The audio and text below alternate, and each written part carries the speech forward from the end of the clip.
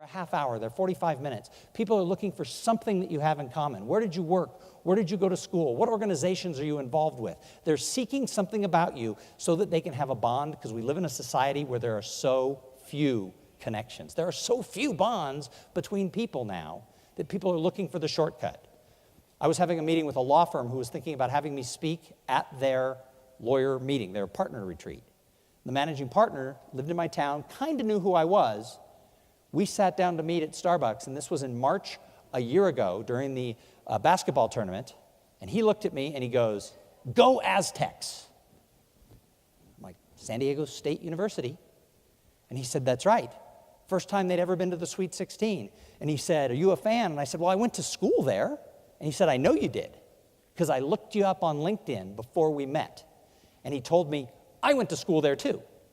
And I thought, wait a minute, I looked him up. I didn't see that. He went to the University of Texas for undergrad and law school.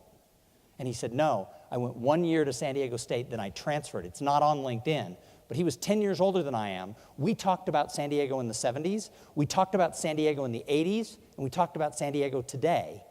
We talked for 45 minutes. And then he looked at me and said, "You are so hired."